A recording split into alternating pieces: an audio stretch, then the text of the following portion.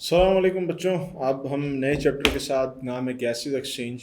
आज है ना आपकी खिदमत में इंपॉर्टेंट टॉपिक्स इस चैप्टर के समराइज्ड कॉन्सेप्ट्स आपको प्रोवाइड करने हैं और तरीक़ाकार बताना है कि अगर इस टॉपिक में से या इन चंद जो आपके पास एक्सपेक्टेड टॉपिक्स हैं कोई सवाल आ जाता है, भले से लॉन्ग क्वेश्चन में से हो, शॉर्ट क्वेश्चन में से हो, तो उसको अटैम्प्ट कैसे करना है।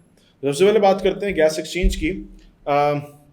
इस चैप्टर में से दो टॉपिक्स बहुत इंपॉर्टेंट हैं और एक है ह्यूमन रेस्पिरेटरी सिस्टम और दूसरा आपके पास जो ह्यूमन जो डिसऑर्डर्स हैं रेस्पिरेटरी सिस्टम के, चाहे आप अपर ट्रैक के हों या लोअर ट्रैक के हों, दोनों आपके पास एक्सपेक्टेड हैं।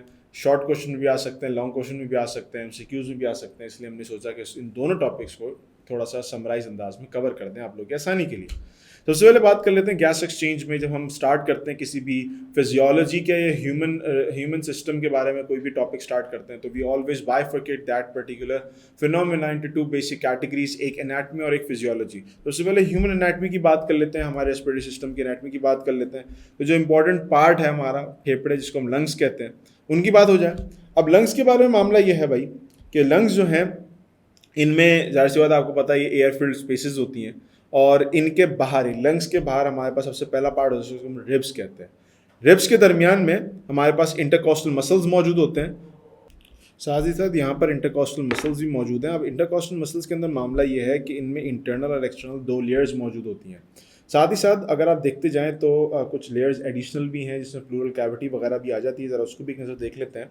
मामला कुछ इस तरह से है कि अगर हम देखें तो इंटरकॉस्टल मसल्स आ गए, यहाँ पर ये आपकी रिब आ गई, ठीक हो गया, और फिर हमारे पास प्लूरल कैविटी आ गई। प्लूरल कैविटी के दरमियान में प्लूरल फ्लूइड मौजूद होता है और उसके बाद आपके लंग्स मौजूद होते हैं। अब इसके अंदर भी मामला यह है कि जो आउटर लेयर होती है प्लूरल कैविटी की, जो close to the intercostal muscles होती है, उसको हम पैराइटल प्लूरल कैविटी कहते हैं, और जो क्लोज टू द लंग्स होती है उसको हम विसरल प्लूरल कैविटी कहते हैं, जो अंदर की तरफ होती है। इनके दरमियान में लिक्विड भरा होता है, उसके बाद हमारा लंग स्टार्ट हो जाता है।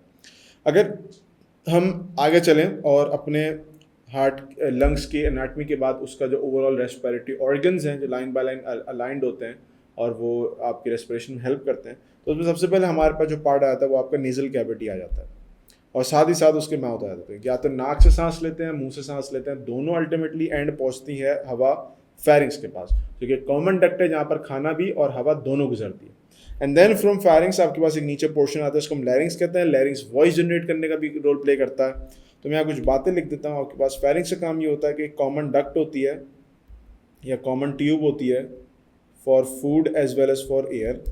लैरिंग्स की बात करें तो ये आपके पास वॉइस जनरेशन में रोल प्ले करता है।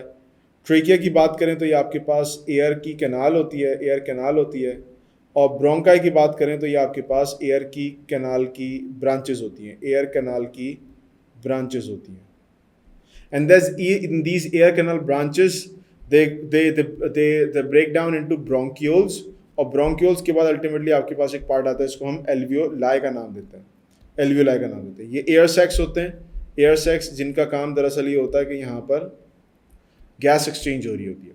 तो ये आपके पास इनकी तरतीब बन जाती है कि you start with the nasal cavity, oral cavity, then pharynx, then larynx, then trachea, then bronchi and then bronchioles जो है, ब्रोंक्यूल और एल्वियोलाई बाकायदा आपके लंग्स के अंदर मौजूद होते हैं। जब एयर अंदर दाखिल होती है तो हमारे पास यहाँ फिनोमेना आता है, इसको हम वेंटिलेशन का नाम देते हैं। वेंटिलेशन का मतलब क्या होता है? वेंटिलेशन का मतलब होता है सांस लेना देना, सांस लेने देना। यानी सांस ले किस तरह से ले होते हैं, ब्रीद इन ब्रीद आउट, जिसको हम इंस्पिरेशन और एक्सपिरेशन का नाम देते हैं। ब्रीदिंग इन और ब्रीदिंग आउट, ये दो फिनोमेना हमारे पास है। इसके नतीजे में सांस दाखिल होती है जिस्म के अंदर, एक्सचेंज होता है और फिर बाहर निकलती है।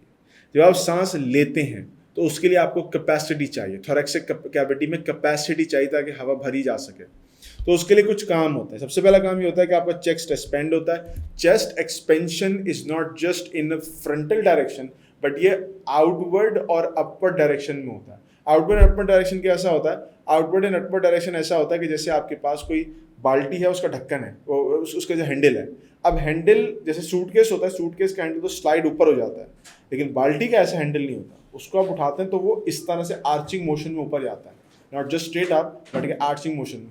आर्चिंग मोशन में क्या है कि you are not just going up, you are going out. तो आपकी दो डायरेक्शंस बन जाती है, you are going up as well as out. तो वो आर्चिंग कंडीशन, तो आपके लंग्स भी ऐसे एक्सपेंड करता है, it goes outside as well as goes up. तो एक्सपेंशन हो रही है in outward and upward direction, बाहर और ऊपर की तरफ। तो एक्सपेंशन हो गई। फिर अगर हम डायफ्राम की बात करें तो अब आपने ऊपर से जगह बना दी, नीचे से भी जगह चाहिए, तो diaphragm at the time of breathing in नीचे की तरफ मूव करता है, तो नीचे से भी जगह बन गई, आगे से भी जगह बन गई, ऊपर से भी जगह बन गई, पीछे से जगह नहीं बन सकती क्योंकि पीछे रीढ़ की हड्डी है तो वो स्पाइनल कॉर्ड मूव नहीं कर सकती, वर्टिब्रल कॉर्ड मूव नहीं कर सकता, तो जितनी गुंजाइश है भाई उस उतने में काम चला लें, ठीक है। तो ये आपके पास मूवमेंट हो गई आगे पीछे।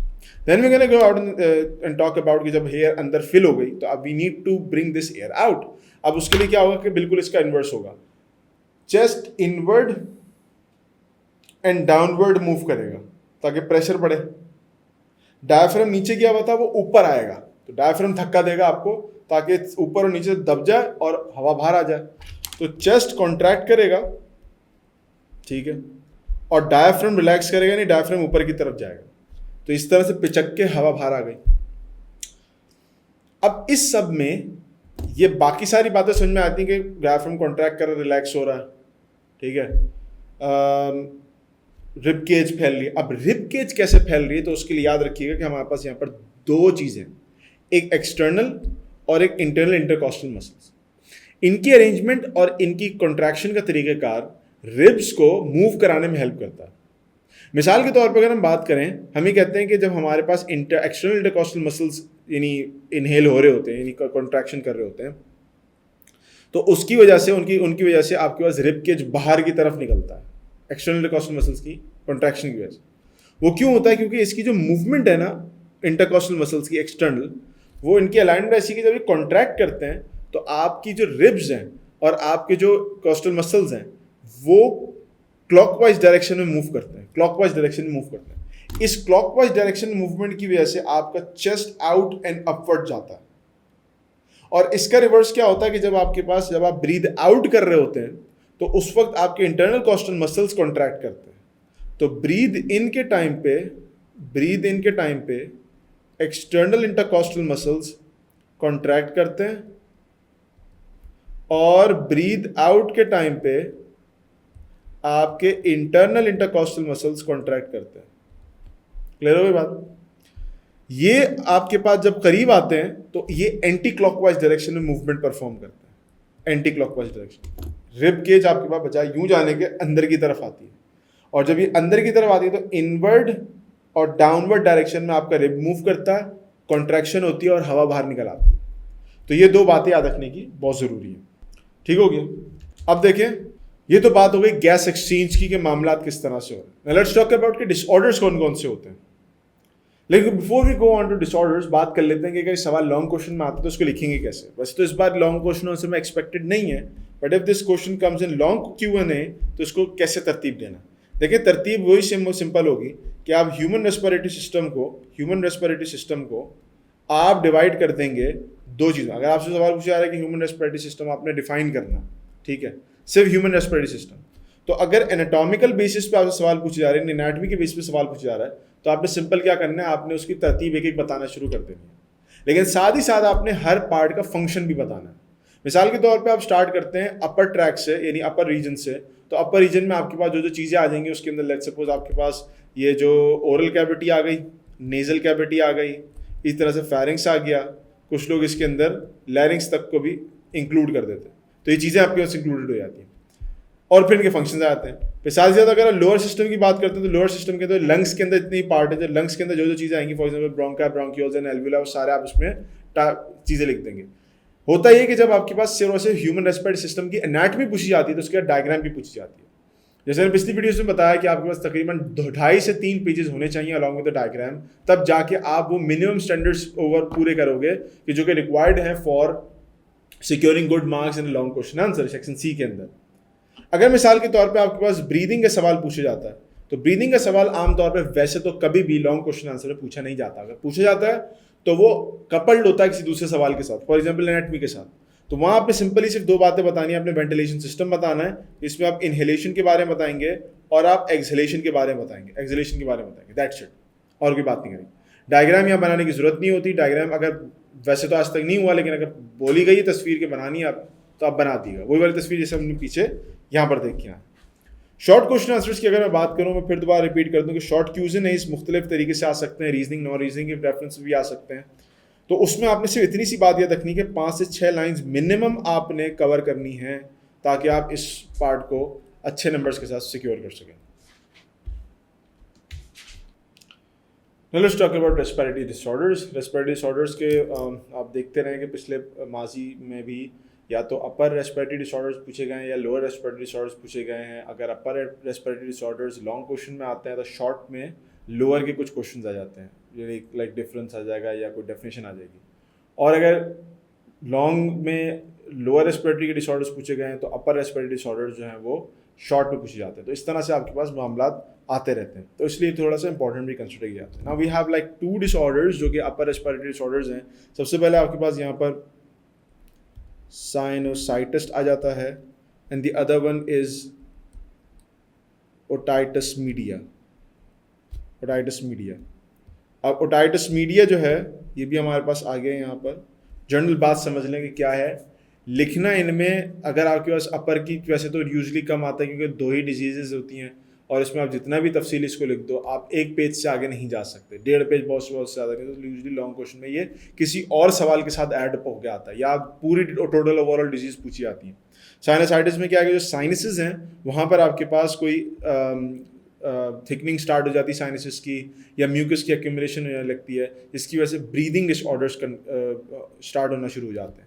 दूसरी चीज़ अगर हम ओटाइटिस मीडिया की बात करें तो मिडिल एयर होता है आपका, outer ear, middle ear and then inner ear. Middle ear का जो पोर्शन होता है जहाँ पर आपके पास यूस्टेशियन टिब्यूल्स की तरफ रास्ता निकल रहा होता है जो गलक में जाके उतरती हैं, वहाँ पर इन्फ्लेमेशन होने लगती है, वहाँ पर आपके पास टॉक्सिक फ्लूइड एक्यूमुलेट होने लगता है किसी बैक्टीरियल इन्फेक्शन की वजह से, तो ये आपके पास पेन जनरेट करता है और फिर इसकी मेडिकेशंस वगैरह होती हैं। तो ये दोनों अपर रेस्पिरेटरी ट्रैक के डिसऑर्डर्स हैं। दूसरी तरह अगर हम बात करें लोअर रेस्पिरेटरी ट्रैक्ट के डिसऑर्डर्स तो उसमें बस 3 मशहूर नाम देखने को मिलते हैं। सबसे पहले आपके पास जो चीज़ आती है वो आती है नमूनिया। दूसरी आपके पास जो चीज़ आती है वो आ जाती है टीबी, और तीसरी चीज़ जो आ जाती है आपके पास वो आ जाती है lung cancer. I just wanted to let you guys know, इसकी बहुत लंबी तफसीलात नहीं है क्योंकि फैट बेस्ड क्वेश्चंस होते हैं। नमूनिया बेसिकली क्या होता है कि जो आपकी एल्वेलाई है उसके अंदर इन्फ्लेमेशन स्टार्ट हो जाती है और उसमें आपके पास पस फॉर्म होना शुरू हो जाती है, लिक्विड भरना शुरू होना। कहते हैं पानी भर गया, पानी नहीं भर गया मतलब क्या है, कोई हम लोग कोई वो आपकी बॉडी के अंदर कोई कुआं डिस्कवर थोड़ी हुआ। पस भरने लगती है, म्यूकस भरने लगता है, इन्फ्लेमेशन स्टार्ट हो जाती है बैक्टीरियल एक्टिविटी की वजह से, स्ट्रेप्टोकोकस नमूनिया की एक्टिविटी की वजह से। बच्चों में और बूढ़ों में फेटल साबित हो सकती है अगर इसको ट्रीट नहीं किया जाए। जवान आमतौर पे एक तो होती नहीं है, उनको हो भी जाए तो बच जाते हैं। दूसरी तरह अगर हम बात करते हैं टीबी की, ट्यूबरक्लोसिस की, माइकोबैक्टीरियम ट्यूबरक्लोसिस आपके एक बैक्टीरिया है जो बीमारी कॉज करता है। इसमें बेसिकली क्या होता है कि आपका लंग्स अंदर से डीजनरेट होना शुरू हो जाते हैं, आपके पास प्रिलिमिनरी आपके पास थोड़ी बहुत ही इस तरह से डिजीज़ या कोई इस तरह से अंदर ही अंदर कोई लेशंस बनना शुरू होते हैं, अल्टीमेटली बढ़ना शुरू होते हैं और फिर वो ओवरऑल पूरे लंग को कवर कर लेते हैं।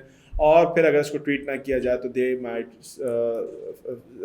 You might find they become fatal, मर जाता है बंदा इससे। लेकिन आजकल यूजली चूँकि इसकी बहुत एहतियात होती है और उसकी आपके पास एक तरीके से मेडिकेशन भी निकल आती हैं तो बंदा मरता नहीं है इससे इतनी आसानी से। दूसरी तरह अगर हम बात करें तो हमारे पास यहाँ पर लंग कैंसर है। लंग कैंसर बेसिकली कैंसर की तरह की चीज़ें हैं कि आपके पास रैपिड डिवीजन ऑफ सेल्स हो रहे हैं, और रैपिड डिवीजन ऑफ सेल्स की वजह से क्या हो रहा है कि आपकी बॉडी के ऊपर एक बहुत लंबी स्टोरी है कि कैंसर की वजह से किस तरह बीमारियाँ होती हैं, but let me cut it short for you कि आपको लंग्स के अंदर जो है वो मुख्तलिफ सेल्स की आउटग्रोथ होना शुरू हो जाती है। वो ऐसे सेल्स के जो कि आपके सेल डिवीजन की प्रोटोकॉल्स को फॉलो नहीं करते, रैपिडली डिवाइड करते रहते हैं, और सेल्स के अंदर जो है वो उनकी रोकथाम का हमारे पास कोई तरीक़ाकार नहीं होता, अल्टीमेटली आपकी जान ले सकती है। इसकी वजूहत क्या होती हैं? बहुत रेयर केसेस में ऐसा होता है, बहुत कम माइनॉरिटी केसेस में ऐसा होता है कि जेनेटिकली कुछ बॉडी के अंदर होता है कि कुछ लोगों की जीन्स के अंदर होता है कि वो ट्रिगर हो जाते हैं और लंग्स में आपके पास जो है वो इस तरह के कैलस बनने लगते हैं या कैंसर बनने लगता है।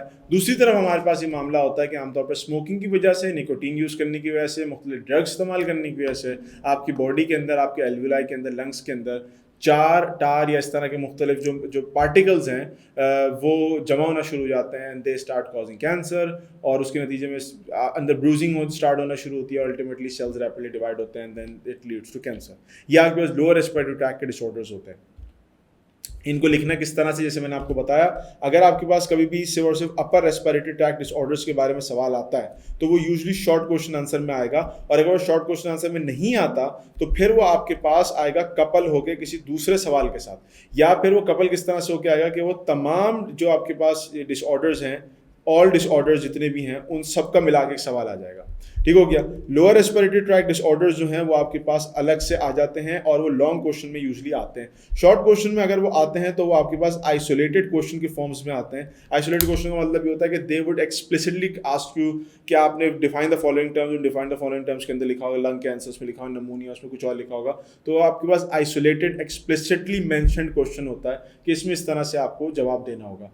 या फिर वही बात जो मैं रिपीट की थी मैंने पहले भी, 2.5 से 3 page for long question, 5 to 6 lines minimum for a short question. इससे कम नहीं होनी चाहिए, इससे ज़्यादा हो जाए तो बहुत ज़्यादा मत लिख दिएगा। 1 पेज का लॉन्ग शॉर्ट क्वेश्चन ना लिख दिएगा, आधा पेज भी चलता है, आधा पेज तकरीबन 75% ऑफ द पेज भी चलता है, इससे ज़्यादा की जरूरत नहीं होती, आपका टाइम ज़ाया होता है और कुछ नहीं होता। So this was all about the chapter gases exchange. We gonna talk about the next important topics in the next video, so stay tuned with छा जाओ।